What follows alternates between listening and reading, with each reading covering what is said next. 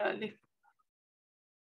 سلام بر همگی و خوش اومدید به اولین نخستین برنامه انجمن سخن برای امسال. Hello everyone and welcome to the first Persian Circle of this academic school year. Before we begin, I just wanted to give a really quick introduction for people who have just started attending Persian Circle. And that is that we generally have a program where someone speaks in Farsi for anywhere from half an hour to 50 minutes. And then we have a question and answer session. Most of the time our speakers will be in Persian. And this is really a welcoming circle for everyone from different levels of Persian. And we are so glad to see everyone here. سلام بر همگی و حالا هم به فارسی بگیم. خیلی خوش اومدید به نخستین برنامه انجمن سخن. یک معرفی کوتاه برای برنامه. انجمن سخن یک برنامه سخنرانی در زبان فارسی اغلباً هست. اول امشب یک سخنرانی داریم که همه سخنرانی‌ها بین نیم ساعت و 1 ساعت هستند و بعد برنامه پرسش و پاسخ. خیلی خوشحالم که همه را دور بر هم جمع شده ایم با اینکه از طریق زوم هستش و پیشمون یک سخنران تازه هست. پس با این فقط یک درخواست از همه میپرسم که میکروفون هاشون رو خاموش بکنن تا آخر سخنرانی. خیلی ممنون. Please make sure your microphones are off until the end of the program out of respect for our speaker. Thank you. And so our program will now switch into Farsi. سخنرانمون این هفته خانم زینب وصال هستند. خانم وصال پژوهشگر مستقل از حیطه هنر اسلامی و فرهنگ مادی اسلامی هستند. زمینه‌های علاقه‌مندی او نقاشی و آثار هنری اسلامی و فرهنگ و هنر شیعی در اوایل دوران مدرن میباشد. او دانش آموخته کارشناسی گرافیک از دانشگاه تهران و کارشناسی ارشد از دانشگاه تربیت مدرس میباشد. خانم وصال خوش اومدید و بفرمایید. خیلی ممنونم امینه جان. همونطوری که توی فلایرها دیدید موضوع سخنرانی یا صحبت‌های امشب من در رابطه با نوع به خصوصی از پرچم‌ها به نام رایات نصرایات هستش در نقاشی‌های دوران صفوی. یه اینترودکشن خیلی کوتاهی، مقدمه خیلی کوتاهی در رابطه با این پرچم‌ها میدم که ببینیم اصلا من قراره در رابطه با چه موضوعی صحبت داشته باشم. وقتی من صحبت میکنم از پرچم‌های نصرایات دقیقاً منظورم یک همچین چیزی هست در نقاشی‌های دوره صفوی. این نقاشی سمت راست یک نگاره هست از شاهنامه نفیس شاه طهماسب که یکی از با ارزش‌ترین شاهنامه‌های ایرانیه و یکی از گرانبهاترین شاهنامه‌های دوره صفوی. مخصوصاً در این شاهنامه یک جنگی به تصویر کشیده شده که در این جنگ 2 تا پرچم در قسمت بالای تصویر می‌بینید و این 2 تا پرچم‌های 2 گروه متخاصم رو داره نشون میده. پرچم سمت راستی به طور به خصوص پرچم مورد نظر ماست که در این تحقیق بهش میپردازیم. اسم این پرچم‌ها به پرچم‌ها یا رایات نصرایات در تاریخ و ادبیات ایران معروف است. این اسم ابداعی نیستش و من اینو از کتاب‌های تاریخی که در ادامه بهشون اشاره میکنم گرفتم. متاسفانه این پرچم در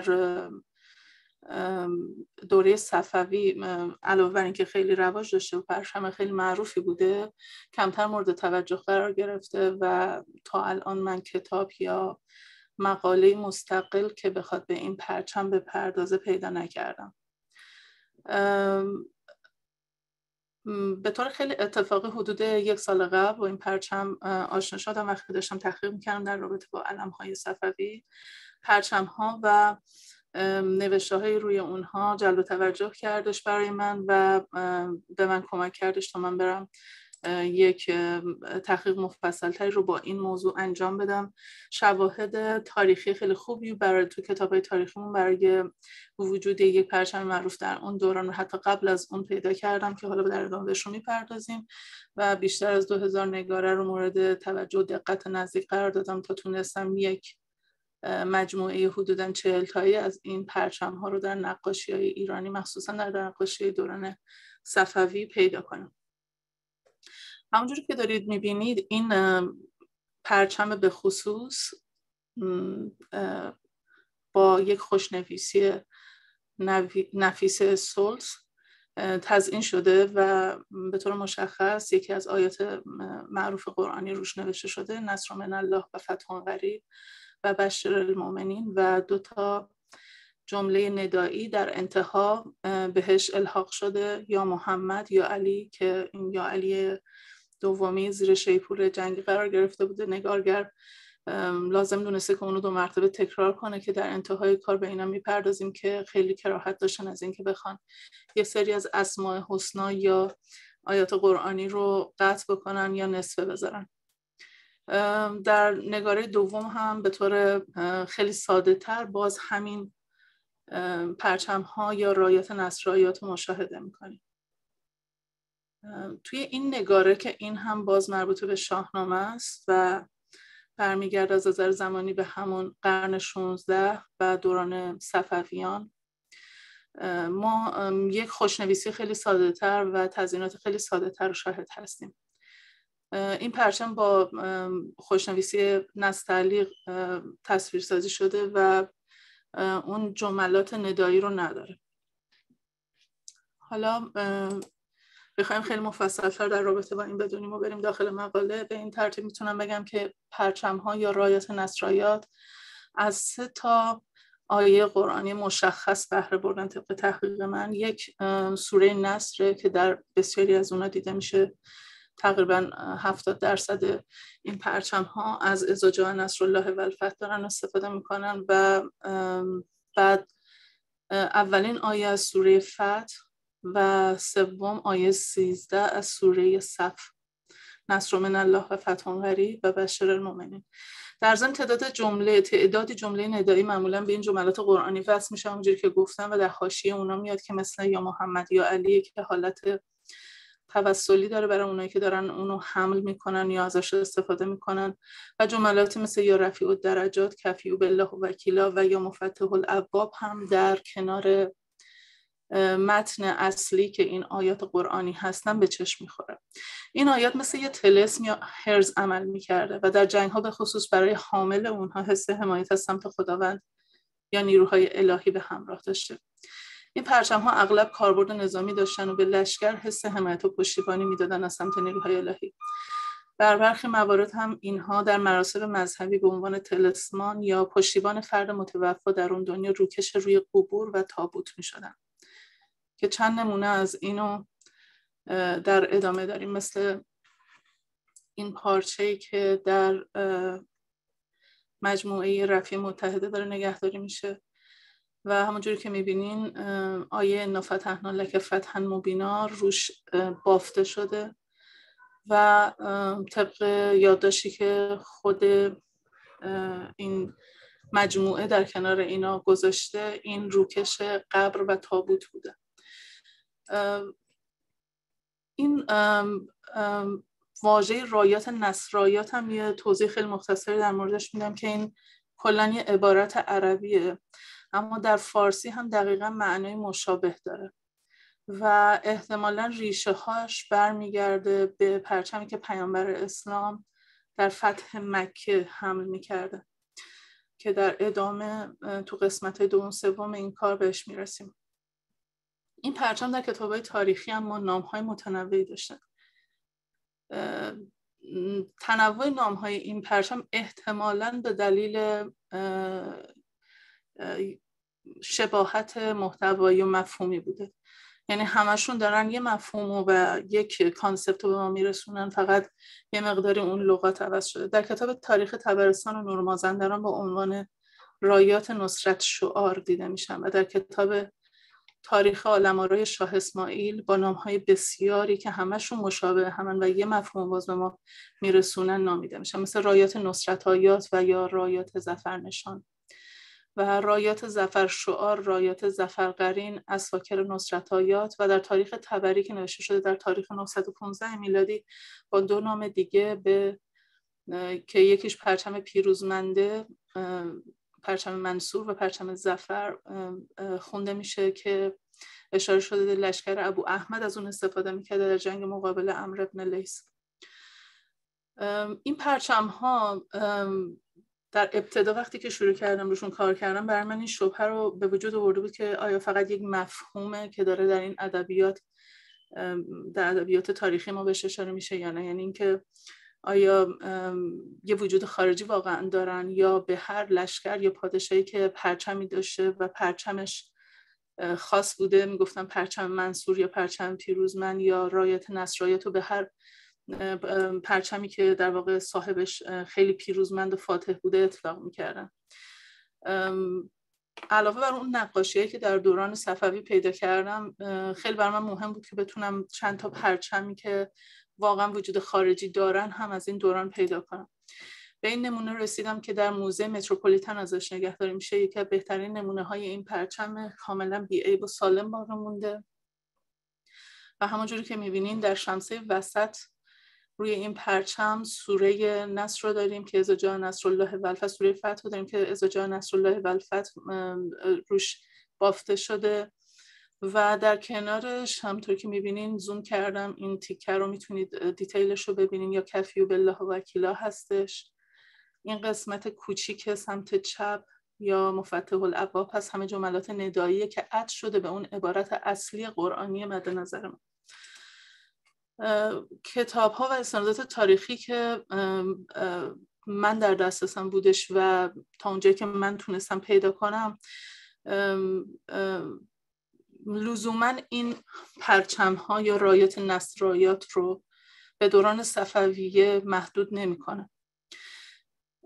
اینا در دوران صفویه گستردگی و محبوبیت خیلی زیادی پیدا میکنن، اما در دوران قبل از صفویه هم طبق تحقیقات من بسیار محبوب بودن. در حکومت‌های سنی ازشون استفاده شده، اما شاهان صفوی به طور به خصوص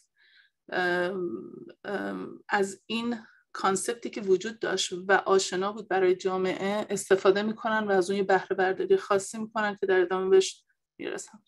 در کتاب تاریخ طبری 2 مرتبه که مربوط میشه به قبل از دوران صفوی اشاره میشه به پرچم مأمون 7مین خلیفه عباسی که دستور داده بود لغت منصور رو با رنگ زرد بر روی تمامی پرچم‌های نظامی اون بنویسن. همچنین در این کتاب گزارش شده که گروه‌های مخالف و انقلابی روبروی مأمون هم از این لغت به عنوان شعار مقابل مأمون در پرچم‌های خودشون، یعنی لغت منصور، استفاده می‌کردن. منصور در لغت برای اغلب فارسی زبان‌ها چون کاملا آشناسی که توضیح ندادم معنی پیروزمنده. همچنین یه استناد دیگه‌ای در این کتاب وجود داره که برمیگرده به اولین علوی، همون داعی کبیر که ادعای نسب می‌کرده از حضرت علی ابن ابی طالب و مقابل خلیفه وقت خودش در سال 264 قیام میکنه، 264 هجری قیام میکنه و جالبه که اون هم گزارش شده در همین کتاب که پرچمی داشته به رنگ‌های قرمز و سبز و یه خوشنویسی قرآنی روشون بوده که شباهت تشریحی خیلی زیادی با همون رایات نصرایات مورد توجه ما. علاوه بر اون از شاعر بزرگ ایرانی مولوی یک شعری پیدا کردم در کتاب مجالس سبعه که تو بخش مناجاتش در رابطه با یک پرچم به خصوصی صحبت میکنه و دعا میکنه برای اون. این قسمتی که هایلایت کردم، این قسمت مورد توجه منه در رابطه با این شعر به خصوصی که از مولوی وجود داره. زده رایت دولتش را به آیت نصر و طغرای سعادت و فیروزی و بهروزی آراسته داد. حالت دعایی داره و داره در مورد یک پرچم به خصوصی که برای اینکه همیشه پیروز باشه، همیشه خوشیوم باشه برای صاحبش دعا میکنه و به طور مشخص میگه به آیت نصر، یعنی این مفهوم استفاده کردن از آیات نصر که برمیگرده به همون سوره نصر یا فتح، اینا برای اون دوره یه چیز خیلی طبیعی بوده و اینجا برای من این خیلی ملاک بود برای اینکه نشون میده که در دوران مولوی که قبل از صفویان بوده و فکر میکنم مربوط میشه به دوران حکومت‌های مغول و خوارزمشاهیان، این مفهوم همچنان تو جامعه بوده. این نشون میده که قبل از صفویه ما اینا رو داشتیم. 2 مرتبه در کتاب تاریخ رشیدی مال قرن 16 اول همون دوره صفویه از این پرچم به تکرار نام برده میشه. به عنوان پرچم‌های درباری حکومتی در زمان تیموریان ایران بهش اشاره میشه و همچنین اسناد دیگه وجود داره که نشون میده که این پرچم خیلی به کرات در دوران صفوی در کشورهای اطراف هم که شیعه نبودن استفاده میشده. یعنی لزوما این یه عنصر شیعی نبوده، اما صفویان از این یه بهره برداری مذهبی میکنن، اون تبدیل میکنن به المان شیعی، به عنوان یک نماد شیعه ازش استفاده میکنن که حالا در ادامه بهش میپردازم که به چه ترتیب اتفاق افتاد. در واقع شاهان صفوی رعایت نصرانیت و دوران قبل از صفوی اقتباس کردن و تبدیل کردن به نماد هویتی مرتبط با مذهب شیعه و بازنمایش دادن اون در آثار این دوره، تنها با اضافه کردن 2 جمله ندایی در انتها و حاشیه عبارات قرآنی پرچم. این 2 جمله نام پیامبر اسلام و نام علی ابن ابی طالب. استفاده از این 2 نام تأکید میکنه بر باور شیعیان که علی ابن ابی طالب رو جانشین بلا منازع و برحق بعد از رسول اسلام میدونن و به همین جهت پس از پیامبر نام علی ابن ابی طالب رو در نمایش‌های عمومی خودشون برای گسترش حقانیت این مذهب در جامعه استفاده میکنن. مخصوصا که پرچم در اون دوره یک علامت و نشان سیاسی مذهبی بسیار با اهمیت قلمداد می‌شده. برخلاف اهل تسنن که فقط بر حسب لزوم نام الله و سپس محمد رسول الله رو در شعائر سیاسی و مذهبی خودشون داشتن. بنابراین میشه نتیجه گرفت که شاه‌های صفوی تغییر دادن و تقویت کردن رایات نصرایات رو با اضافه کردن 2 شعار مذهبی خودشون. این هوشمندی اونا رو میرسونده که تونستن خیلی اون چیزایی که مانوس بوده جامعه باهاشون و چیز عجیبی نبوده همونو بیان 2 مرتبه ازش استفاده کنن، فقط 2 تا پیام سیاسی و مذهبی خودشون رو در ادامه اون بیارن. و از این جهت برای من این جالب بوده واسه اینکه مذهب جدید به شکل بدعت جدید میتونسته در جامعه دیده بشه. برای اینکه این حس رو از بین ببرن از همون مؤلفه‌های قبلی استفاده کردن، فقط جای خوبی رو برای اسم و نام حضرت علی که صورت ندایی در اون انتها میاد انتخاب کردن. در این رابطه وحید قزوینی در کتاب عباسنامه که در شرح زندگی شاه عباس دوم به نگارش در آمده به کرات از عباراتی مانند رایات نصرت هایاد یا اعالم نصرت شعار یا عساکر نصرت نشان و یا رایات منصور استفاده میکنه. اینا تعدادشون خیلی زیاده و نمیشدش کامل همشون رو لیست کرد، ولی همشون با معنای مشابه در بسیاری از کتاب‌های تاریخی زمان صفویه و دوران تاریخی اونا داره ازشون صحبت میشه که اشاره میکنه به نقش این پرچم‌ها که برای طلب یمن و پیروزی از این آیات در میادین نبرد استفاده میشده. ظاهراً این پرچم‌ها انقدر مهم بودن که گاهی اوقات برای نشون دادن اقتدار حکومت و در موقعیت‌های حساس سیاسی بنا به تعبیر وحید قزوینی در همین کتاب عباسنامه برای پذیرش سفرا یا بازدید از مناطق استراتژیک مورد استفاده قرار می‌گرفتن. در این رابطه محتشم کاشانی شاعر معروف صفوی به پرچم شاه عباس با نام پرچم مهدی منجی اشاره میکنه و رایات منصور ظفر آثار صداشون میکنه.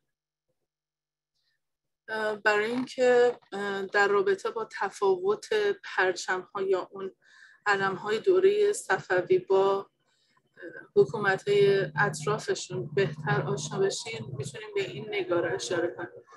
این یه نگاره است که مربوط میشه به همون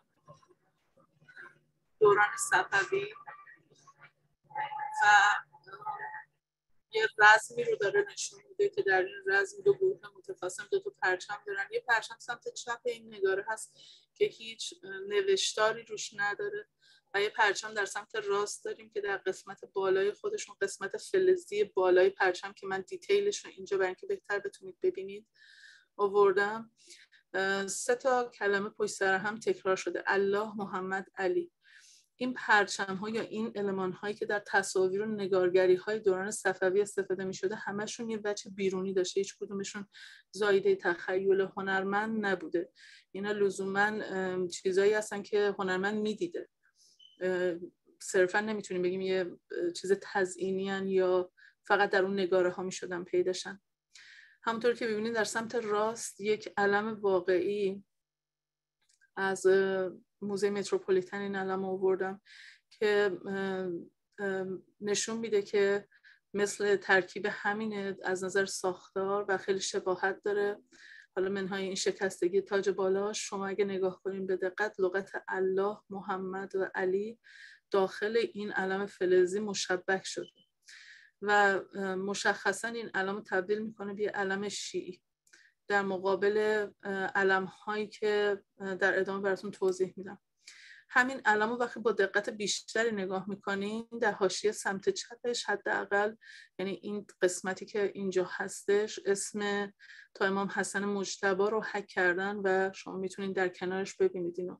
این نشون میده که اونا شیعیان 12 امامی بودن و به این ترتیب روی شعائر دینیشون تاکید میکردن، اونا رو روی علم ها و نشان های حکومتی و سیاسی و نظامیشون استفاده میکردن. بقیه این متنی که آوردم تا امام محمد باقر رو قسمت سمت راستش نوشته شده و من دسترسی به تصویر پشتش نداشتم. اینو میخوام که مقایسه بکنین، یعنی این نگاره رو با و این سرعلم به خصوصی که در کنارش وجود داره رو با یک سرعلمی که لزوما شیعی نیستش و مال ترکیه است، اینم در موزه متروپولیتن داره نگهداری میشه و همونجوری که دارید میبینید در قسمت سمت چپ تصویر روی این علم حک شده سوره فتح، نصر من الله و فتح قریب و بشر المؤمنین اومده و در پشت این علم در قسمت بالا یا الله و لا اله الا الله محمد رسول الله. همونجوری که قبلا هم اشاره کردم، اهل تسنن هیچ لزومی نمیدیدن که اسم حضرت علی رو بلافاصله بعد از اسم حضرت محمد روی علم هاشون بذارن. بنابراین ما میتونیم از این واژه هایی که توی این نگاره های روی علم ها هست به طور مشخص استنباط کنیم که اینا شیعی هستن یا نه. اینو مقایسه کردیم پس با این علم ها که اسم حضرت علی رو هم توی خودشون داشتن. حالا برمیگردیم به بقیه و دنباله صحبتمون که تا اینجا رفته بودیم جلو که شعر محتشم کاشانی رو براتون گفتم. ما در دوره صفوی به طور به خصوص باز یه سری پرچم‌هایی در نگارگری ها می‌بینیم که در این پرچم‌ها 3 تا لغت الله محمد علی پشت سر هم فقط بدون اون آیات قرآنی برای تزیین پرچم‌ها به کار گرفته شدن.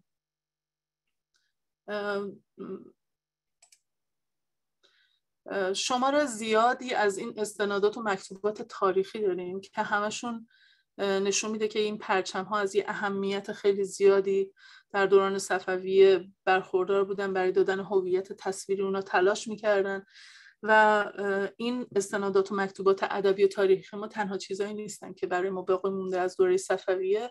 چیزی که از اون مهمتره و برای من موضوع کار قرار گرفته حضور این پرچم ها در نگارگری هاست. نگارگری هایی که من تونستم، نگاره هایی که من تونستم پیدا کنم، یه نگاره از ظفرنامه است مال شرف الدین علی یزدی مربوط به قرن 15، نگاره از همایون خواجه کرمانی، نگاره مربوط به خمسه نظامی، نگاره از فالنامه امام صادق و این نگاره بر سردر مدرسه قیصری در اصفهان، فرسکو در واقع که مال قرن 16 اونم و فکر میکنم مال کار رضا عباسی باشه که روی اونم این پرچمو میبینیم. اما مهمتر از همه اونا نگاره هایی که مربوط میشه به شاهنامه. شاهنامه ها همونجوری که میدونید تو اغلب حکومت های ایرانی مورد کارهای هنری قرار گرفتن، یعنی اومدن اونا رو خیلی نفیس درست کردن. هر حکومتی رقابت میکرده سعی کرده شاهنامه رو درست کنه. شاهنامه های دوره صفوی به طور به خصوص خیلی از این نمونه رعایت ها در خودش داره و جالبیش اینه که توی یک شاهنامه به خصوص شاهنامه طهماسبی که گفتم با ارزش‌ترین شاهنامه دوران صفوی قلمداد میشه که تقریبا 258 تا نگاره داره. از این 258 تا تعداد خیلی خوبیش این رایات نصرایات رو توی خودشون دارن نمایش میدن. من باز نشر شاهنامه شاه طهماسب و اون چیزی رو که موزه متروپولیتن در واقع انتشار داده در دست داشتم که تونستم توی نگاره های اون 17 عدد رایات نصرایات پیدا کنم در 14 نگارش که این عدد خیلی خوبیه برای اینکه بخوایم ما رو به اون کلیتی برسونه که اینا یک پرچم های خیلی معروف و مألوفی بوده در اون برهه تاریخی. این نمونه ای از همون همایونه که نگاه میکنید در سمت چپ بالای پرچمی قرار داریم. پرچم دیتیلش رو بزرگ کردم و همون آیات قرآنی رو در کنارش میبینیم و زیرش خیلی کوچیک نوشته شده یا محمد یا علی. 2 مرتبه یک پرچم از ظفرنامه شرف الدین علی یزدی پیدا کردم که متاسفانه این خیلی مورد خسارت قرار گرفته، این نگاره به خصوص، ولی وقتی دقت بکنید متوجه میشید که در بک‌گراند این پرچم سفید رنگ که در واقع رایت بیضا هم هستش که در ادامه توضیح کوتاهی در موردشون میدیم، واژه انا فتحنا لک فتحا مبینا نوشته شده و این پرچم به خصوص هم قرار میده در شمار پرچم ها یا رایات نصرایات. نگاره بعدی برمیگرده به خمسه نظامی و همونجوری که میبینین باز ما اینجا یه پرچمی رو داریم که نصر من الله و فتح قریب درش نوشته شده و روی خود پرچم، اون قسمت پارچه‌ای پرچم، ما اون جملات ندایی رو نمیبینیم، اما در بالا در اون قسمت فلزی واژه الله محمد علی رو داریم. یا در این نمونه از فالنامه امام صادق که در مجموعه خصوصی دیوید نگهداری میشه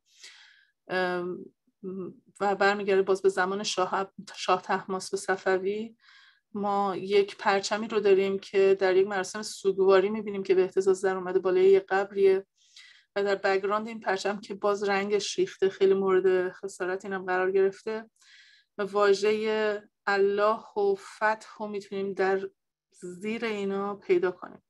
این آیه مشخص نصر من الله و فتح قریب هستش که قریبش هم این بالا نوشته شده اگه خیلی خوب دقت کنید.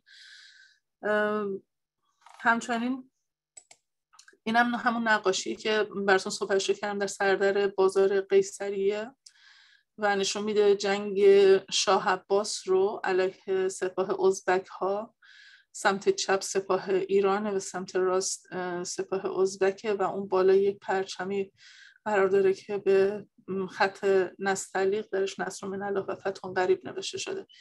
شاه عباس شاه طهماسب جزو افرادی بودن که خیلی سرسپرده بودن و بسیار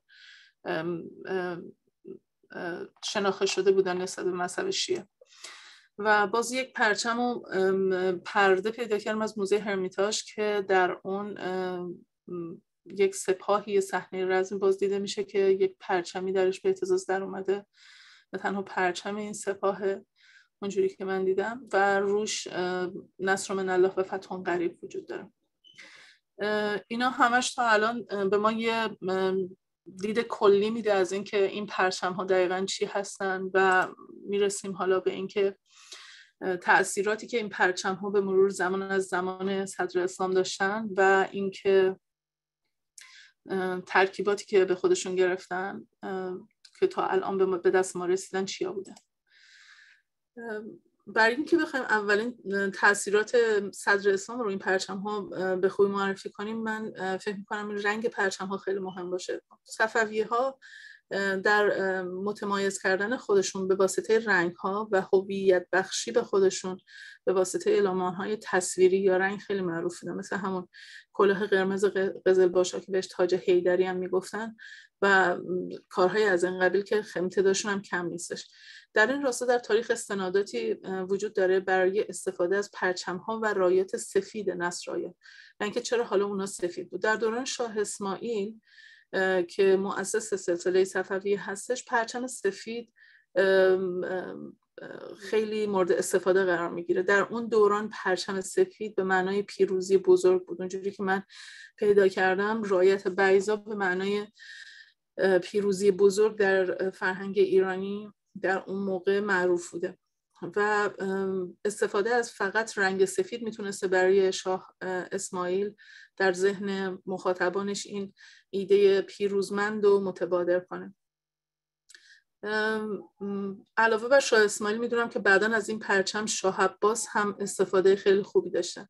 در بسیاری از توضیحاتی که پیدا کردم کتاب تاریخی به ایشون هم اشاره شده که از این پرچم استفاده میکرد.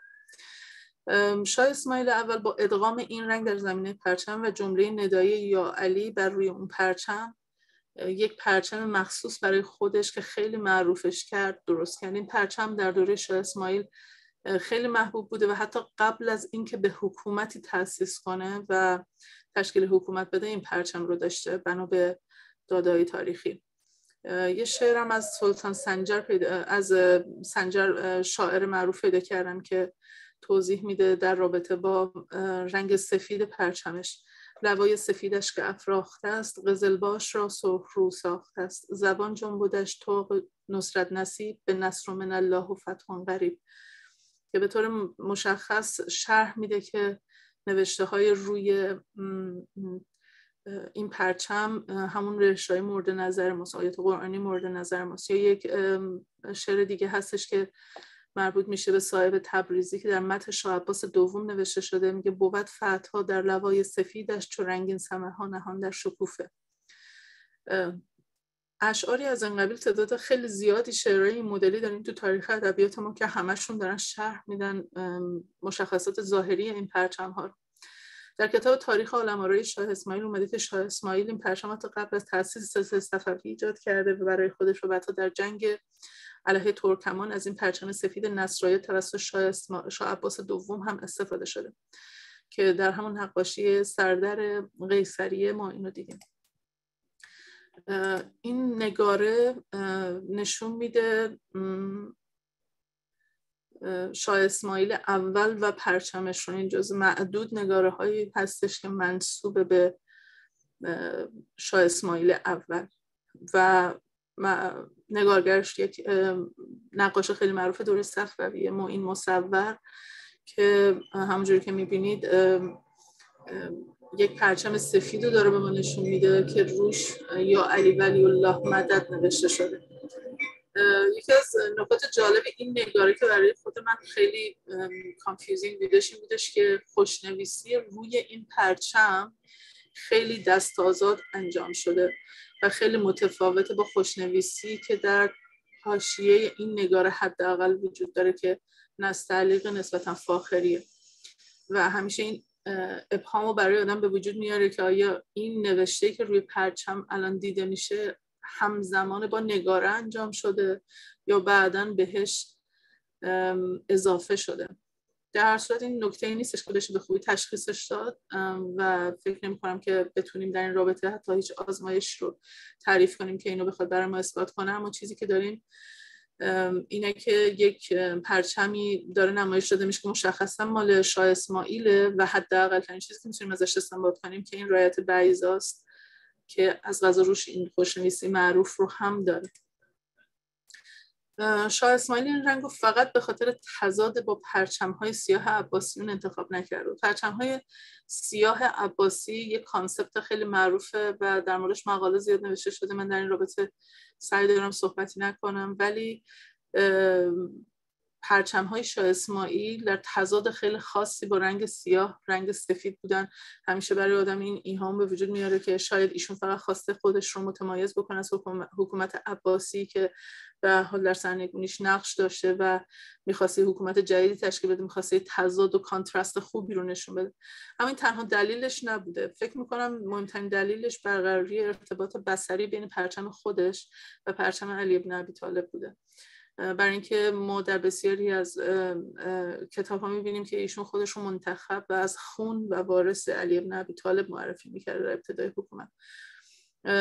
و همونجوری که می‌دونیم حضرت علی در اکثر روایات اسلامی پرچمی به رنگ سفید از پیامبر دریافت کرده بوده که با اون شناخته شده می‌شده.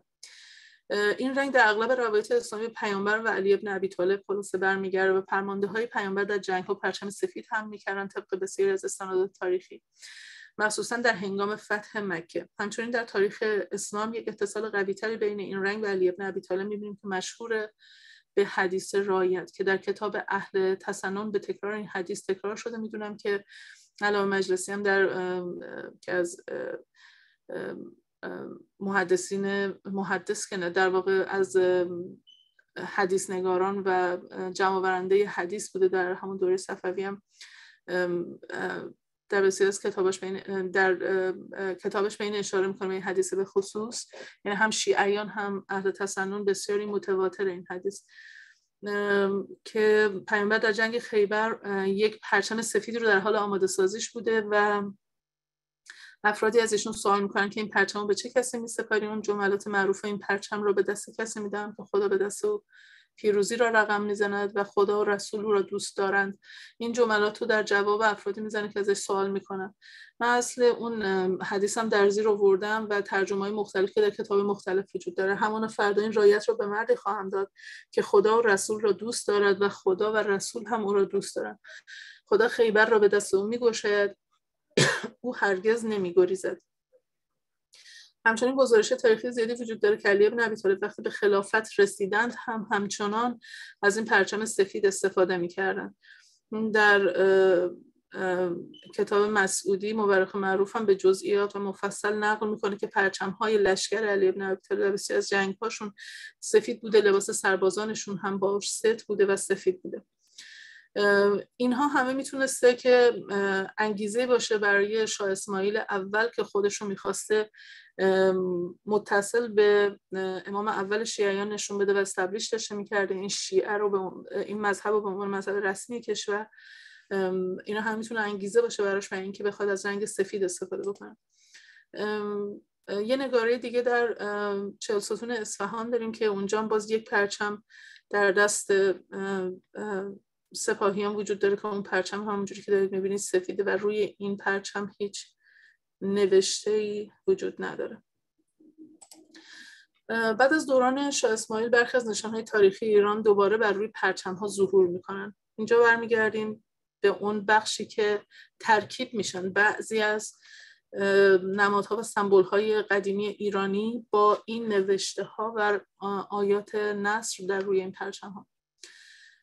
بعد از دوران شاه اسماعیل برخی از نشانهای تاریخی ایرانی دوباره بر روی پرچم‌ها ظهور می‌کنن، مثل نشون شیر و خورشید که خیلی معروفه، فکر می‌کنم هر باهاش آشنا هستید. و برخی از شاهان صفوی این نشان رو به عنوان نشان رسمی خود انتخاب می‌کنن و بر روی پرچم‌هایشان درج می‌کنن.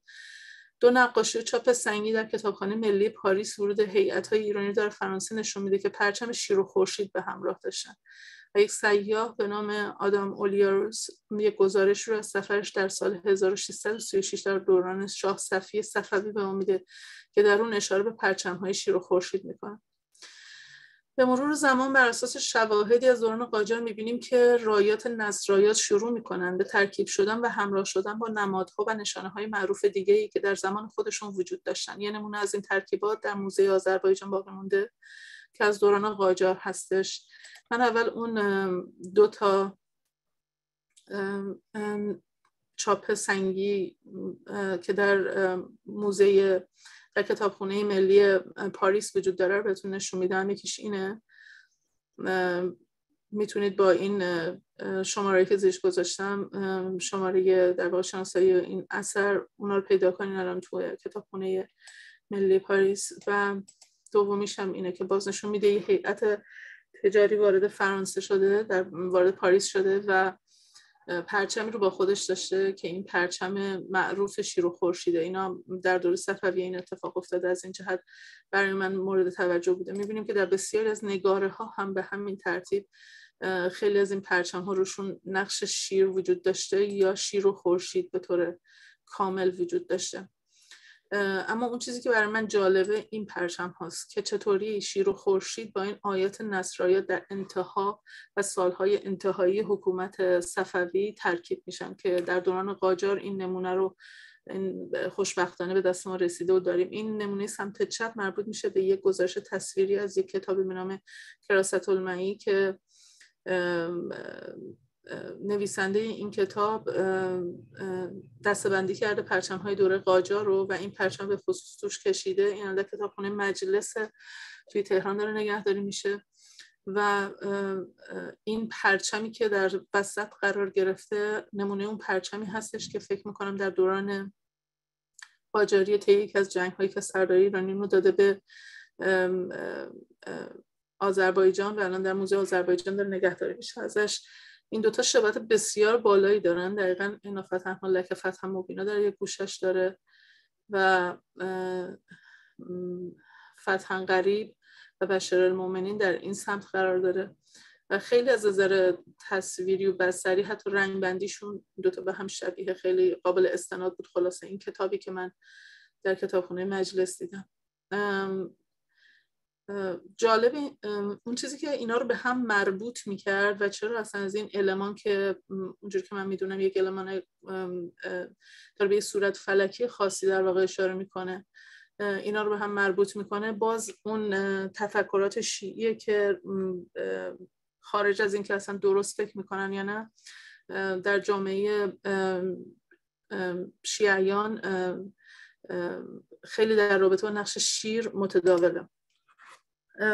همونجور که گفتم افضل الملوک کرمانی توی اون کتاب اونو طبقه بندیش کرده و شباهت خیلی زیادی داره با اون پرچم نظامی که در دوران قاجار همچنان ازش استفاده می شده و جالبه که یک نماد مذهبی بین شیعیان وجود داره که شیر در واقع همونجور که ما میدونیم و اونو تعبیر میکنن به نمادی از حضرت علی علیه السلام و اونو در ارتباط با لقب اسدالله میبینن، لقبی که توسط پیامبر بنابر ادعای منابع حدیث به علی منسوب شده و از این روی در بسیاری از آثار مذهبی و شیعی تصویر شیر به عنوان نمادی از امام علی محسوب میشده. همچنین امتداد استفاده از این رایات نصرایات و شیر و خورشید توسط یک سیاح فرانسوی به نام چاردین هم گزارش میشه. یعنی ما یه گزارشی داریم مشخصا از همه قرون 16 17 و 18 که اشاره میکنه، شرح میده پرچم‌های صفوی رو در سفری که داشته به ایران.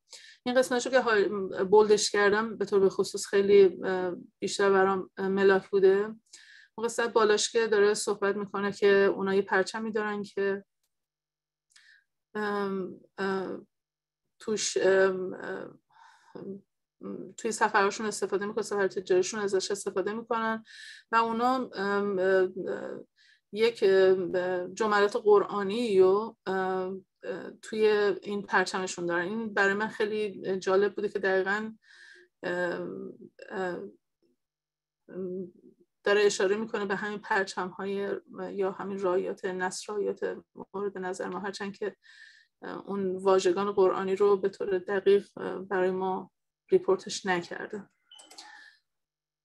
دومین پادشاه معروفی که در منابع تاریخی استفاده از رایات نصرایات معروف بوده شاه طهماسبه. اون در همون سالهای اولیه زندگیش نسبت به مذهب شیعه سرسپردگی خاصی رو خودش نشون میده، مثل چیزای زیادی که در رابطه باش نوشته شده. اونایی که دوست دارن میتونن برن تو این کتاب شیعه ریچوال، اونو خیلی چیزا در رابطه با سرسپردگی شاه طهماسب هستش، میتونن بخونن در این رابطه، مثل همون زیارت مشهد با پای پیاده رفتن و داستان مشابه.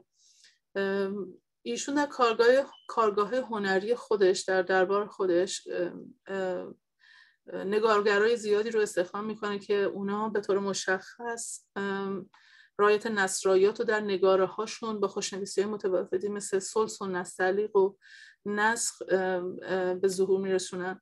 و نکته جالب اینه که در بسیار از این رایات که تا شدن در نقاشی های دوره شاه طهماسب، ما میبینیم که هنرمندا امتناع میکردن از اینکه بخوان نصف طبیعتا، یعنی ریالیستیک بخوایم به این نگاه کنیم، باید اینا نصف خوشنویسی ها رو نمیدیدن چون تا شده یا مثلا فلیپ شده و چیزایی از این قبیل، ولی اینا در همون تیکه کوچیکی که از اون پرچم نشون میدن سعی میکنن کل سوره رو به نمایش بذارن. یا مثلا مثل این قسمت این الله محمد علی رو در نصف شمسه نشون داده، اینجا کل سوره رو در نصف شمسه بدون تقارن نوشته خوشنویس. اینا بیشتر به جهت اهمیت و احترامی بوده که به کلام الله میدادن و خوب نمیدیدن که بخوان قطع بکنن یا نصفه بنویسنش یا ناتمام بذارنش. و از این جهت اون جنبه های اعتقادی که داشتن در هنرشون بسیار واضحه و خیلی تاثیرگذار بوده. از اونجا که خوشنویسی به مثابه یه امر قدسی در دوران اولیه اسلامی حداقل تلقی می شده، بنابراین خیلی طبیعیه که شاهان صفوی هم وقتی میخوان یک پیامی رو خیلی به وضوح و خیلی شارپ برسونن به بیننده و به جامعه القا بکنن، از خوشنویسی برای اون القاءات استفاده بکنن.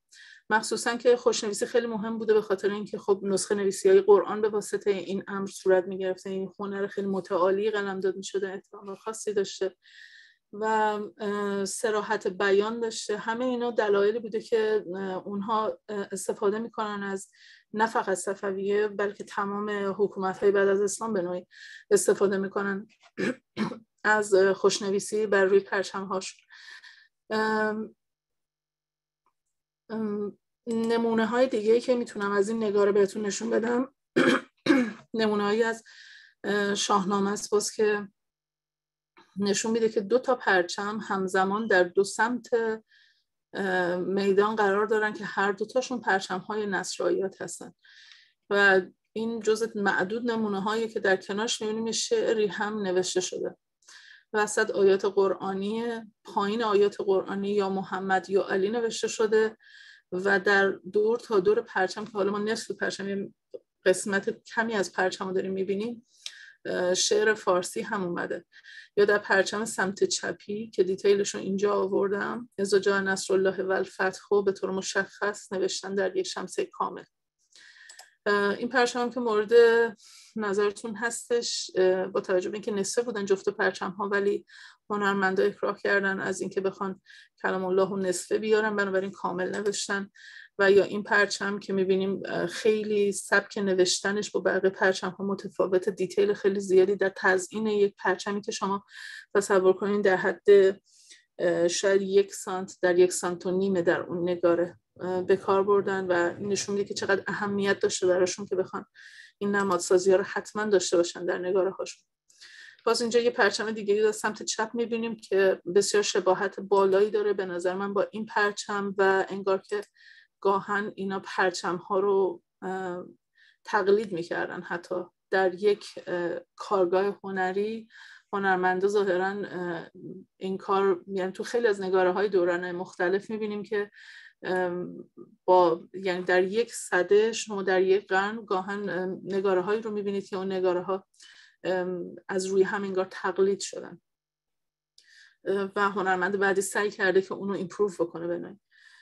و اینجا توی این 2 تا پرچم به طور مشخص این مشهوده، این پرچم نصف است، این پرچم هم نصف است، هر 2 تا به حاشیه سمت چپ رونده شدن و به طور خیلی جالبی هر 2 تا از یه سبک نوشتن و تزیین در حاشیه، رنگ و همه چی مشابه بهره بردن.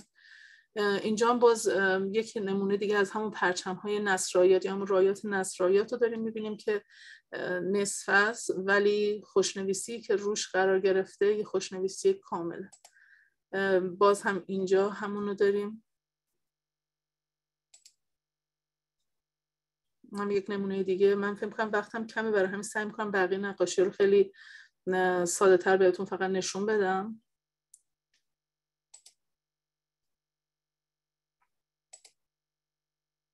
همه اینو توجه داشته باشین در کنارشون جملات ندایی یا محمد یا علی هم اومده، به غیر این آخری که اینو نداره. و جالب اینه که در بسیاری از این پرچم ها مثل همین پرچمی که دارید میبینید در این نگاره هم همینطور، در این نگاره هم همینطور، در این نگاره هم همینطور و بسیاری از این نگاره ها پرچم های نصراییات و هنرمندا در سمت راست تصویر میکشیدن. ظاهرا میخواستن که یک ایده یا یک مفهوم اسلامی رو به ذهن تاکید کنن، روش به ذهن متبادر کنن و برای از نمونه های نقضی مثل این داره و برای مخاطب این ایده رو به وجود بیارن که سپاه سمت راست سپاهیه که مثل اصحاب یمین و جزو گروه راسته و به این ترتیب میخواستن که اون ایده های اسلامی رو تقویت بکنن. من نتیجه خاصی سعی میکنم که از این کار نگیرم، فقط خواستم یه اشاره بکنم به این پرچم ها که مقفول افتادن و کاری تا حالا روشون انجام نشده و خواستم فقط یه اشاره بکنم که یه گوشه ای از سنت‌های تصویرسازی شیعی رو معرفی کرده باشم و لزوم و اهمیت نشانه گذاری دینی رو در زمان صفویه بهش یه اشاره بیشتری بکنم و در مورد کاربردش هم که صحبت کردم باهاتون. در دوران مدرن ایران مصرف سیاسی و نظامی داشته، برای جو پروپاگاندای مذهبی و سیاسی ازش استفاده می‌کردن. یکی از دلایلش هم ممکنه این باشه که صفویان اولین حکومت شیعه منطقه بودن در رقابت با حکومت‌های خیلی قوی سنی در همسایگی خودشون بودن مثل حکومت عثمانی. بنابراین خیلی طبیعیه که اونا بخوان از المان‌های زیادی به عنوان مثلا نماد و سمبل خودشون استفاده کنن و هی بخوان مذهب شیعه رو به این ترتیب گسترش بدن در جامعه. خیلی ممنونم از توجهی که کردین. من خوشحال میشم که بتونین تو این کار بهم کمک کنین و مشتاقم که نظراتتون رو بدونم. دست شما در نکنه، خیلی ممنون. خیلی سخنرانی جالبی بود و خیلی هم عکسای قشنگی بود که دست شما در نکنه که برای همشون هم یک نوت گذاشته بودید که از کجا پیدا کرده بودید. الان زمین رو باز میکنیم برای سوال و جواب، پرسش و پاسخ. اگر کسی سوالی دارن لطفاً از طریق زوم و ریاکشن دستتون رو بلند بکنید. من الان نشون میدم چه شکلی میشه توی زوم. آدم دستش اینجا معلوم میشه تا اینکه بتونیم همه با هم صحبت بکنیم و پرسش بکنیم. بله آقای سهیلی بفرمایید. ببخشید فکر کنم صداتون میوته.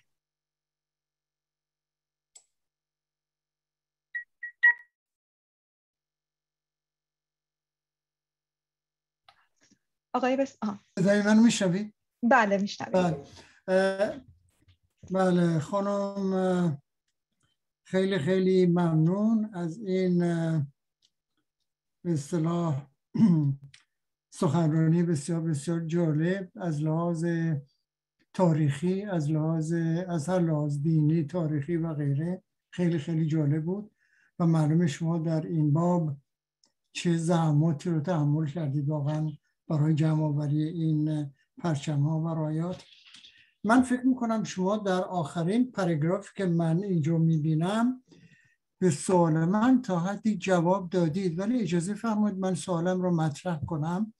واقعا این است که ما در رشته زبانشناسی وقتی یک مسئله رو مطرح میکنیم غالباً به دنبال اون موضوع اسم یک زبانشناس بزرگ را هم ذکر میکنیم، حالا مثل آقای پروفسور چامسکی در آمریکا یا در اروپا یا در ایران یا در هر جای دیگری. البته خود ما به اون موضوع اعتقاد داریم، ولی این کار رو میکنیم برای اینکه خواننده اعتماد بیشتری به استدلال ما در اون موضوع داشته باشد. حالا سوال اینجاست که آیا واقعاً کسانی که این رایات را درست می‌کردند بیشتر ایمان دینی و مذهبی به آنها داشتند یا بیشتر به دنبال این بودند که این مفاهیم و معنا و محتوای این آیات و غیره تأثیر روی افراد نظامی بگذارد و به قول شما در به اصطلاح آنها رو در یک وضعی قرار بدهد که از شیعه دفاع بکنن یا غیره. به نظر میاد بیشتر به لحاظ زبانشناسی آنها به دنبال تاثیرگذاری محتوای این رایات در افراد بودند تا جنبه‌های دینی و به اصطلاح اعتقادی. سوال من همین بود. خیلی ممنون، متشکرم.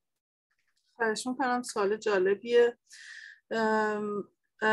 من راستش زمینه کاریم زبانشناسی نیستش و در این زمینه تخصصی هم ندارم.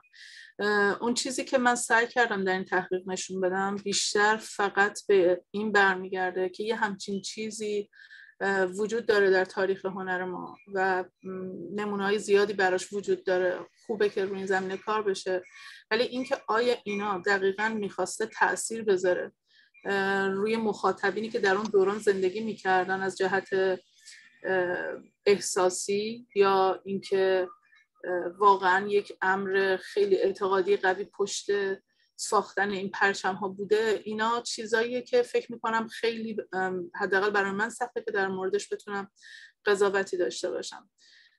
تا اونجایی که من تونستم ببینم این یک پرچم خیلی پرتکرار بوده و در یک برهه تاریخی توی کشور ما خیلی ازش استفاده شده. میتونه دلایل متنوعی داشته باشه و وقتی که یه چیزی اینقدر وسیعه همیشه دلایل متنوعی دست به دست هم میده تا اینکه به شکل میگیره یا رواج پیدا میکنه. حتما از همه این دلایل در به وجود اومدنش یا گسترشش میتونیم از همین دلایل میتونیم نام ببریم، ولی اینکه مشخصا بتونم یه دلیل رو نفی بکنم یا یه دلیل رو قدرت بدم بهش، من فکر میکنم نتیجه در این رابطه تا حالا نداشتم. من نمیتونم در این رابطه نظر بدم. فقط میتونم بر اساس شواهد تصویری که وجود داره بگم که ما یه همچین چیزی رو در تاریخ خودمون داشتیم. آثار هنری و آثار ادبی زیادی هم دارن بهش شهادت میدن. در اصل خیلی ممنون. بله متشکرم. خیلی ممنون آقای صفوی. سلام علیکم. با عرض احترام و قدردانی از اون گزارش واقعا غنی که ایشون به ما ارائه کردن. واقعا تصویر این فرهنگ تصویری اینقدر غنی‌تر از اون چیزی که ما برداشت داریم ازش.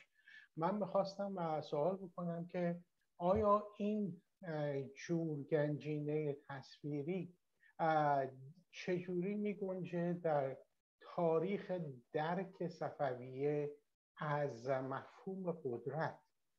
آیا اونها واقعا اینو فقط میشه گفت این پرچم ها رو میشه فقط به عنوان یک ابزار نظامی فقط میشه دید، یا اینکه آیا اونها یه درک بیشتری از مفهوم فرهنگ تصویری داشتن که به اون چجوره درک ژرفتری از قدرت داشتن و حتی بشه گفت یک سیاست فرهنگی در کار بوده در اینجا؟ اینا نشانگر اونا هست. آیا میشه چنین استنباطاتی کرد در مورد این پدیده؟ من توی بند آخر صحبتام خیلی سعی کردم به این اشاره بکنم که مسلماً صفویه بهره برداری سیاسی و بهره برداری فرهنگی داشته می‌کرده از این. وقتی که هنر با قدرت‌های حکومتی مخصوصاً آمیختگی پیدا میکنه، همیشه همچین انگیزه هایی رو با خودش داره و از این جهت فکر میکنم میتونیم بگیم که بسیاری از این کارهایی که انجام دادن با انگیزه های تأثیر فرهنگی بوده. به طبع اونها داشتن یک مذهبی رو توی جامعه استبلیش میکردن، جا مینداختن که از نظر حکومت‌های قوی سنی و اون عرفی که تا قبل از اون در جامعه وجود داشته بدعت و چیز جدیدی بوده. برای اینکه بخوان اونو محکم بکنن، برای اینکه بخوان اونو پایدار بکنن، به طبع از هر چیزی که میتونستن استفاده میکردن و یکی از بهترین ابزارها برای اینکه بخوان مشروعیت بدن به هر چیزی هنره. خارج از اینکه درسته یا غلطه دارم این صحبت رو میکنم، هنر همیشه برای اینکه بخواد به یه جریان فرهنگی، به یه جریان جدیدی کلن یک وجه معقولی بده، سعی میکنه که هر حکومتی سعی میکنه از هنر استفاده کنه، تکرار کنه. وقتی یه چیزی رو زیاد تکرار میکنه، زیاد تو سطح جامعه دیده میشه، دیگه از حالت جدید بودن، از حالت نو بودن، بدعت بودن خارجش میکنه. مسلماً صفویه در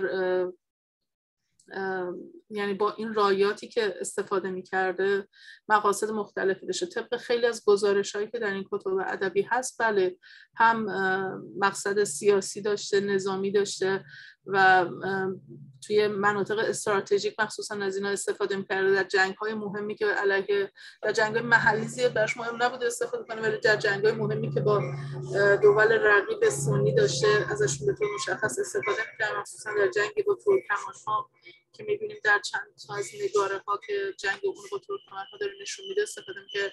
اما یه نکته خیلی جالب این وسط هم وجود داره، اینکه فکر می‌کنم یه خورده باید با یه دید دیگه باز بهش نگاه بشه. علاوه بر اینکه صفوی‌ها می اومدن جنگ‌های خودشون رو به تبع توی کاخ چهلستون یا سردر قیصریه به نمایش میذاشتن و میخواستن این پرچم هم تو اون میگنجوندن، من شعار دینی خودشون و اعتقادی خودشون رو توسط این پرچم ها به نمایش میذاشتن. ما میبینیم که خب اونا شاهنامه ها رو هم به تصویر کشیدن. شاهنامه ها از نظر متن و محتوا مربوط به دوران اسلامی نیستن، ولی یعنی برمیگرده به داستان هایی که مربوط میشه به زمان مثلا داستان رستم و سهراب تو خودش داره، خیلی از داستانایی که میدونید.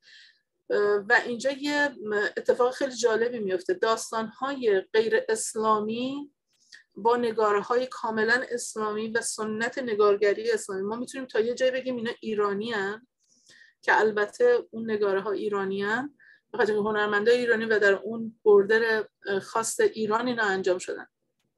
اما فراتر از اون، وقتی که ایران تغییر مذهب میده و یه مقداری رنگ و بوی مذهبی مردم بالا میره، میبینیم که نگاره‌های شاهنامه فردوسی که این متن خیلی کهنه حالا میاد از المان‌های خاص تصویری استفاده میکنه، مثل این رایات نصرایات، برای اینکه هویت شیعی بهشون بده.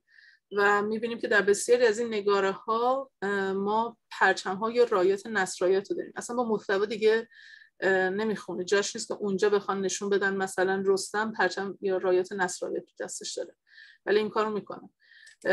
و از این جهت میتونیم یه جورایی حس کنیم که مثلا اینجا یه شاهنامه شاه طهماسبه که قارن بارمانو داره در واقع میکشتش.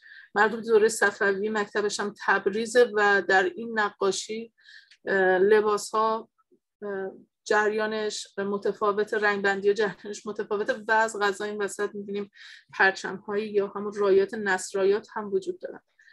از نظر تاریخی اینا با هم مسلماً مچ نیستن، ولی یک سیطره بسیار قوی در تمام شؤون تصویری، یعنی اومده همه چی رو هماهنگ کرده. حکومت صفوی همه جا این پرچمه رو کوبیده به هر ترتیبی که میتونسته و این نشون میده که خیلی جدی بودن در این امر، میخواستن که یه سلطه فرهنگی هم داشته باشن. حداقل ترین چیزی که میشه از این نگاره ها متوجه شد به نظر من اینه.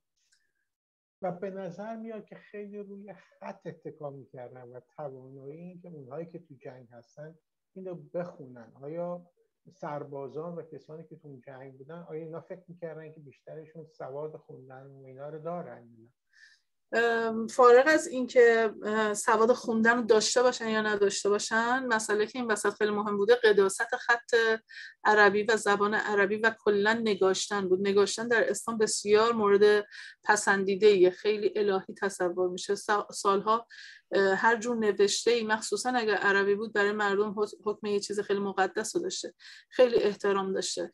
مخصوصا افرادی که میتونستن بنویسن اصلا محترم بودن، افرادی بودن که در جامعه یه رنگ خیلی خاصی داشتن. شاهنامه ها و نقاشی ها که به طور بخصوص برای مردم عادی یا بی سواد نوشته نمیشد و نگارگری نمیشد. در مورد اینا ما مطمئنیم، اما در مورد پرچم ها احتمالاً همین که میدونستن که یک محتوای قرآنیه، از اون حس امنیت و حس حمایت برخوردارشون میکرده. یعنی لزوما توی جنگ ها من فکر میکنم که لازم نداشتن که خوندن بلد باشن سربازا، برای اینکه چیزی که قدرت میده بهشون، شجاعت بهشون میده، یه امری فراتر از اون، یعنی یه تلقین خیلی قبلتر از اون براشون وجود داره، یه ایمانی قبل از اون تو قلبشون وجود داره. حالا در پیروی از اون ایمان براشون شجاعت میاد یا براشون تحور میاد. این فکر میکنم دیگه فارغ میکنتشون از اینکه بخوان لزوما دقیقاً این لغات رو بتونن بخونن یا بخوان تشخیص بدن و بخوان بر اساسش برن جلو. فکر میکنم تا حد خوبی مسئله نوشتار رو توضیح دادم، از اونجایی که نوشته کلاً توی تمام فرهنگ ها و در تمام کشورها بهترین و رساترین ابزار اطلاع رسانیه. یکی از هنرهای خیلی خاص قلمداد میشه وقتی شما بخواید یک چیزی رو با ایهام برسونی میتونی از یک نماد تصویری استفاده کنی. البته شعرها هم با ایهام میتونن باشن، ولی دیگه شارپتر و مستقیمتر از نوشته اگر بخوای یه چیزی رو مستقیم به یه جامعه القا بکنی و بهش برسونی، بهتر از نوشتار نمیتونیم پیدا کنیم. یعنی همیشه برای همین توی مقوله هنر این مسئله مفهوم، این مسئله خیلی مطرحه. شما وقتی که یه نقاشی میکشی میتونین مخاطبان بسیار زیادی رو جذب بکنین از تمام فرهنگ‌ها، تمام زبان‌ها، برای اینکه هر آدمی بر اساس یه چیزی خارج از مقوله زبان و نوشتار که قابلیت خوندن یا نوشتنش رو داشته باشه میتونه باشه ارتباط برقرار کنه. ولی وقتی که محدودش میکنین توی مقوله زبان و نوشتار، محدودش میکنین در قالب افرادی که یعنی مخاطباشون کم میکنین، میشن افرادی که فقط اون زبان رو بلدن، اون نوشته رو بلدن. از این رو میشه گفتش که این نوشته ها برای مخاطبین خاص خودشون اونجا، یعنی جامعه اون موقع، خیلی ابزار مستقیم و خیلی قوی بوده.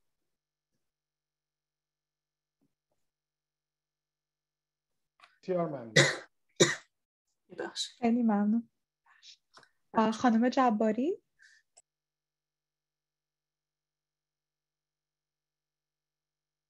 سلام عرض میکنم به زینب عزیز. سلام. حال شما چطوره زینب جون؟ خیلی ممنونم، متشکرم. منو شناختی یا نشناختی؟ بله حتما عکستون رو حال شما خوبه انشاءالله؟ خیلی ممنونم. واقعا من که خیلی لذت بردم از این اطلاعات خیلی خوب و دقیقی که شما دادین و بیادم اومد که وقتی که طرفای در واقع برکلی بودین هم یه جلسه داشتیم که راجع به علم و کتل‌هایی که در واقع تو مراسم برداشته می‌شد اینها یه در واقع سخنرانی خیلی خیلی پرمحتوایی داشتین. من خودم لیاقت نداشتم تو اون جلسه باشم، ولی بعد از طریق بچه‌ها شنیدم. امروز که متوجه شدم شما دارین راجع به این مطلب صحبت می‌کنین، دیگه خیلی مشتاق شدم که به هر شکلی باشه بتونم بیام، با اینکه حالا مطلب مهسا بودم و مشغول کار، ولی گوشی رو گذاشته بودم و حرفای شما رو گوش می‌کردم. خیلی ممنونم ازتون و چقدر خوشحالم که می‌بینمتون. کاش که بشه انشالله یه سفری با آقای حیدر بیاین طرف ما که بچه‌ها هم شما رو ببینن، همه اون دلتنگ. خیلی ممنونم. حتما سلامت باشین. از همه دوستان اون مجموعه هم التماس دعا داریم انشالله که همگی سلامت باشن. خیلی ممنون. خیلی ممنون. خانم شهباز. بله سلام، خیلی ممنون از سخنرانی جالبتون و سوژه اوریجینالی که انتخاب کردین برای تحقیق. من یک پیشنهادی فقط داشتم برای شما، اگر براتون جالب باشه. پیشنهاد میکنم که این سوژه پرچم رو در جهان ایرانی The Persian World در دوره صفوی مورد مطالعه قرار بدین، چون صفویه با گورکانیان هند که اونها هم فارسی زبان و مسلمان بودن ارتباط سیاسی، فرهنگی و اقتصادی محکمی داشتن و پرچم هایی که در مینیاتورهای هندی از دوره مغول ما میبینیم، مغول هند منظورم، یعنی دوره گورکانیان، اونها هم از المان های تصویری مشابه مثل شیر و خورشید استفاده کردن. همون تعداد مینیاتورهای هندی که در دسترس حتی آنلاین انقدر زیاده و به شما خیلی متریال میده. و در سمت غرب ایران هم ما عثمانی ها رو داریم. البته من در مورد اونا خیلی تحقیق نکردم، من حوزه کاریم بیشتر هنده، ولی شاید بتونید از این تبادل فرهنگی بین حکومت‌های فارسی زبان قرن 16 و 17 نتیجه قابل توجهی به دست بیاره. خیلی ممنونم. پیشنهاد خیلی جالبیه و همونجوری که میدونید تنوع پرچم در دوران صفوی خیلی زیاد بوده و همشون توی کشورهای اطراف هم نمونه‌هایی ازشون پیدا میشه. کارو خیلی وسیع میکنه و قشنگ مثل یک پروژه چند ساله آدمو میترسونه و این همیشه برای خود من این که اینقدر وسیع بوده این زمینه کاری باعث شده که من خیلی بخوام محدودش بکنم به یک مورد خاص، وگرنه همونجوری که میگین ما پرچم هایی داریم که به مقراض علی معروفن، روشون یک تصویر یا یک نمادی شبیه قیچی وجود داره. در حکومت های عثمانی مصطلحاً زیاد داریم، تو موزه توپکاپی سرای اون هستش، یا پرچم هایی که شیر و خورشید دارن همونجور که شما گفتین، و یا چیزهای شبیه کتل‌های ما، کتل‌های دوره صفوی در پاکستان و هند مربوط به قرن 17-18 زیاد دیده میشه. همه اینا نمونه‌های بسیار جالبی هن و اگه وقت باشه میتونن اضافه بکنن به این کار که بله خیلی خیلی برای منم مورد توجه و جالب هستن. خیلی ممنون. از توی چت هم یک سوال هستش از آقای مهدی فکر کنم. با تشکر از مجموعه ارزنده‌ای که جمع کرده بودید. 2 نکته. اول اینکه آیا پرچم با پارچه مثلثی منشأ اسلامی دارد؟ منشأ اسلامی عربی دارد یا ایرانی؟ دوم اینکه آیا نماد شیر، نماد شاه و خورشید آیا نماد شیر، نماد شاه و خورشید نماد حمایت خدا از شاه نیست؟ آیا در این صورت ربط مذهبی به اسدالله دارد؟ بله، اون قسمتی که داشتم براتون صحبت میکردم مورد شیر و خورشید بهتون گفتم از به اعتقاد من و طبق تحقیقاتی که من تا حالا داشتم یک نماد کازمیکه و برمیگرده به یک صورت فلکی، حالت نجومی خاص شیر و خورشید و لزوما ارتباطی با این مفهوم اسدالله ممکنه بینش نباشه، ولی از اونجایی که ما یه حدیث این مدلی داریم و در جامعه حال حاضر هم حتی گرایشات خیلی زیادی رو میبینیم که تعبیر میکنن شیر رو در آثار تصویری هم خیلی استفاده میکنن شیعیان. بله من فکر میکنم از این جهت این دوتا فقط به هم کانکشن دارن، ولی اینکه دقیقاً شیر و خورشید به چه چیزی برمیگشته و مفهوم چیه اون یه کار کاملا جداست و من توی این کارم فقط خواستم به اشاره بکنم که این آیات نصرآیات با نمادها و نشانهای رایج زمان صفوی مانند همین شیر و خورشید ترکیباتی به وجود آورده و به واسطه این ترکیبات تونسته تا دوره قاجار حداقل طبق همون پرچمی که در موزه آذربایجان براتون نمونه آوردم ادامه بقا بده و تا اونجایی که من میدونم تا زمان اواخر قاجار حداقل استفاده میشد ازش، حتی در مناسبت‌های نظامی و موارد سیاسی استفاده میکردن از پرچم‌هایی که در کنارشون، در کنار اون طرح اصلی شیر و خورشید آیات نصرآیات بوده. این سوال آخرتون بود، من سوال اولتون رو فراموش کردم، متوجه نشدم. یعنی خوب اینجا نوشته شده بود که آیا پرچم با پارچه مثلثی منشأ اسلامی عربی دارد یا ایرانی؟ هیچ کدوم تا اونجایی که من میدونم این پرچم‌های مثلثی شکل خیلی ریشه‌شون یعنی قدمتشون زیاده و در اغلب جوامع و فرهنگ‌ها چه ایران چه عرب چه کشورهایی مثل کشورهای اروپایی مثلا میتونیم اینو ببینیم مثلا و نمیشه گفتش که لزوما اینا ریشه ایرانی عربی داره. من اینکه یه تحقیق دقیق و مستقلی در رابطه با اینا انجام بشه، من قبلا سعی کردم که یه کاری در این رابطه انجام بدم تا یه جایی رفتم جلو اما نتونستم مطمئن باشم، ولی یک حدس وجود داره از جهت اینکه واژه ستاره معنای چیز درخشنده با واژه درفش هم ریشه هست و بسیار اعتقاد به علم نجوم وجود داشته در دوران قدیم که مخصوصا این پرچم‌های سه‌گوش در اون دوران بسیار استفاده می شده. احتمال داره که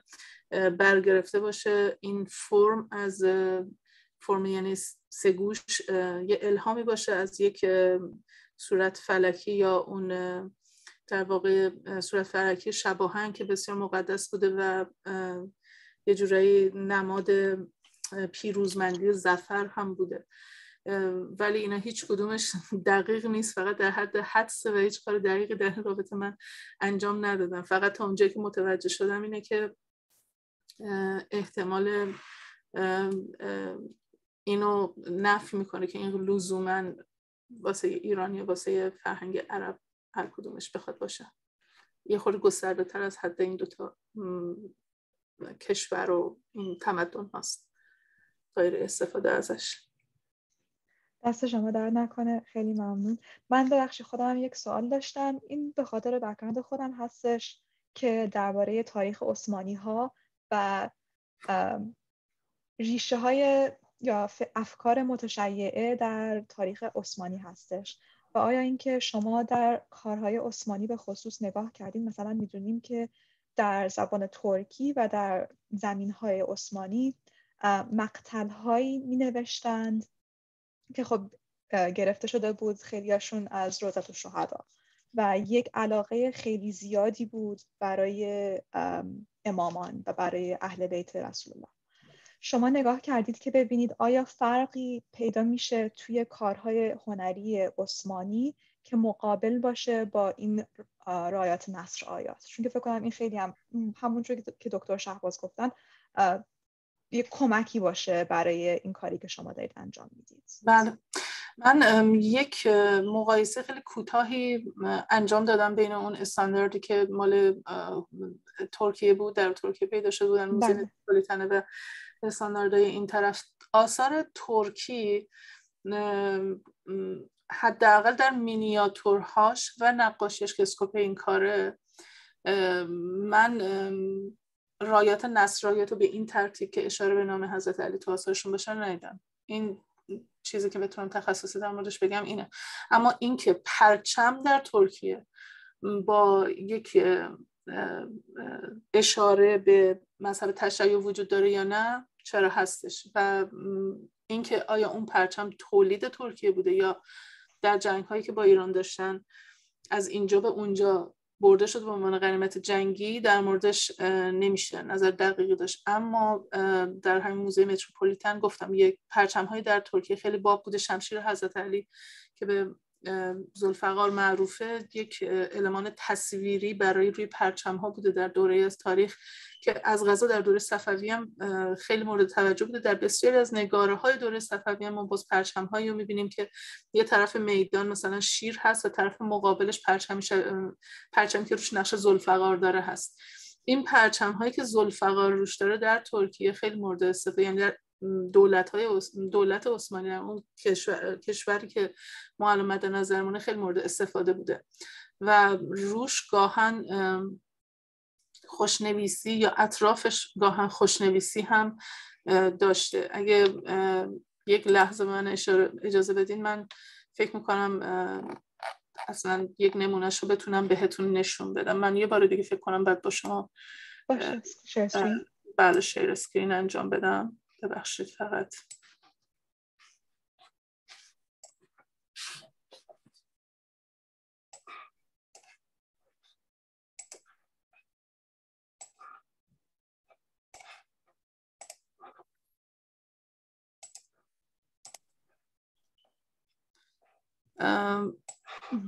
این پرچم رو من فکر میکنم که یه مقدار کوچیک‌تر کنم.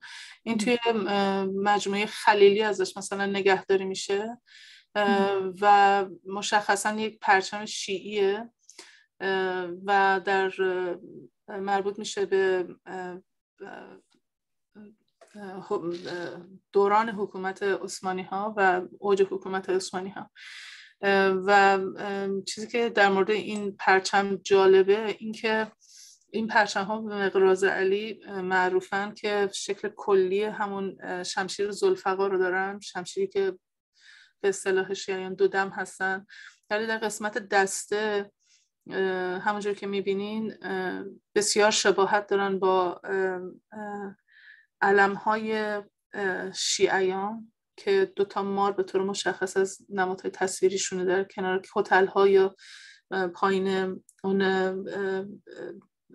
علامت‌های فلزیشون استفاده می‌کردن. البته این از دوران تیموری ما شواهدی داریم که این مارها هست و خب می‌دونیم که خیلی قدیمی این نمادگرایی در و بعداً شیعیان استفاده کردن ازش.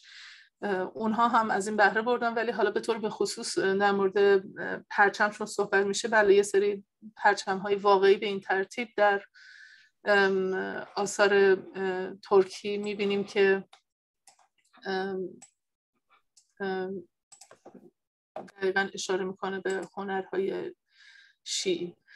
من اگه فرصت داشته باشم میتونم چند نمونه دیگه هم احتمالاً بهتون نشون بدم.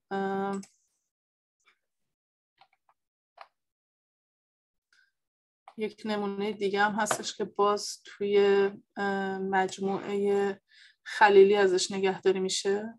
این نمونه است، باز میبینید که این شمشیرها یا این پرچم‌های با تصویر شمشیر حضرت علی درش کاربرد داشته.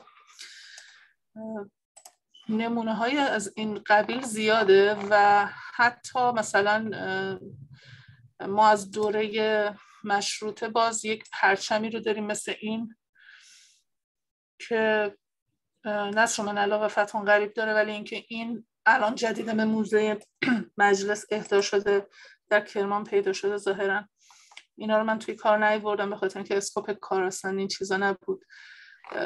در مورد استفاده از پرچم سفید صحبت کردم، الان با زمینش شد. شاید بد نباشه که این نگاره رو شما ببینید که حضرت محمد رو در معراج نشون میده که پرچم سفید دارن، یکی از فرشته ها، و این باز تاکید میکنه به اهمیت و قداست رنگ سفید در اوایل دوران اسلامی.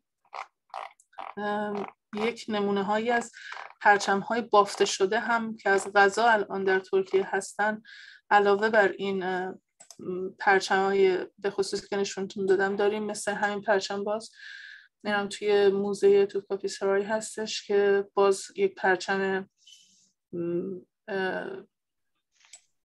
خاص شیعیه.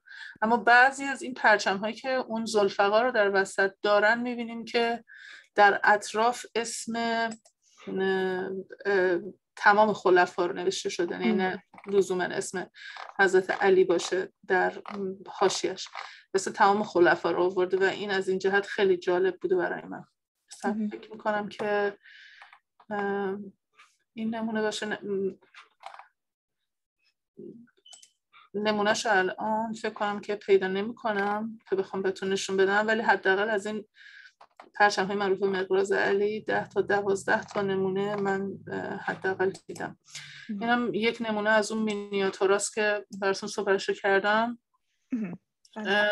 که یه سمت همونجوری که دارید میبینید سمت چپ پرچم سفیدی هستش که روش نقش شمشیر قرار داره، سمت راست پرچمی که روش شیر قرار داره. ولی بله، من تو مینیاتور به طور مشخص این پرچم هایی که صحبتشو میکنیم رو ندیدم. خیلی ممنون. خیلی همون جالب هستش که این نقش شمشیر امام علیه السلام اینقدر پیدا میشه. بله هستش. بله، توی ایران ما اینقدر طبق چیزایی که من تا حالا دیدم نداریمش، ولی در ترکیه حداقل اینا اغلب در ترکیه نگهداری میشن. بله زیاد هستش. در رابطه با مثلا نقش شیر یکی از دوستان سوال کرده بودن. یکی از موردهای خیلی جالبی که وجود داشتش که توی این کار بهش رسیدم این بودش که نقش شیر فقط به عنوان یک سمبل دینی مذهبی توی این پرچم ها نمود نداشته. در پرچم های عزاداری ماه محرم و یه سری پرچم های از دوره قاجار برامون باقی مونده که نقش شیر توی زمینه مخمل مشکی مثلا وجود داشته، همون شیر و خورشید معروف، یعنی در واقع در مرکز وجود داشته و باز هم مثلث بوده و اپننت های عزاداری حتی به طور سنتی پرچم های عزاداری و مدل قدیمیش هم سگوشه، مثل همون سابقه خیلی قدیمی که داشتن همون رو بردنش جلو. بله من حالا شاید باشه ولی من پیدا نکرده باشم. من تا الان اونجوری که دیدم بله همونش جالبه که اونقدر پیدا میشه و تو ایران پیدا نمیشه اصلا. بله. خیلی ممنون از جوابتون. سوال دیگه ای؟ داریم به آخر وقت هم میرسیم. اگر نه پس تشکر میکنم از خانم وصال که اومدن با ما صحبت کردن. دست شما در نکنه. خیلی خوشحال شدیم که این نخستین برنامه رو با ما بودید. من به خانم پونه هم سلام عرض میکنم خدمتشون. سلام از ما استاد. ما هم سلام عرض میکنیم. مطالبتون بسیار جالب بود، دستون درد نکنه. خواهش میکنم، خیلی ممنونم. خیلی خوشحالم از اینکه به این صحبت ها گوش دادین، نظراتتون رو به من گفتین. امیدوارم که بتونم این کار رو به بهترین نحو یه جای پابلیش بکنم. اگر نقطه نظر خاصی داشتید که فکر میکردید یا بعدا مطلبی پیدا کرد که فکر میکردید به دردم میخوره، ممنون میشم که بتونید از طریق امینه جان با من شیر کنین اون مطلب. خیلی ممنون. آفرین. خیلی ممنون و از همه تشکر میکنم که با ما بودید و انشالله همه رو هفته دیگه هم دوباره میبینیم، دوباره هم جمع میشیم. هفته دیگه اختصاصی هم برنامه این پرسن داریم، هم برنامه آنلاین. از طریق آنلاین از همین لینک این هفته میشه استفاده کرد. از طریق این پرسن براتون ایمیل با همه مشخصات انشالله فردا میرسه، با همه اطلاعات فردا میرسه. دست شما در نکنه تا انشالله میبینیمتون برای صحبت خانم تارا کنگرلو که درباره کتابشون The Voice of Iran، The Heartbeat of Iran با ما صحبت میکنن. خیلی ممنون و خیلی ممنون دوباره خانم وصال. شب همگی بخیر. خدا نگهدار. خدا حافظ. خدا حافظ. خدا حافظ.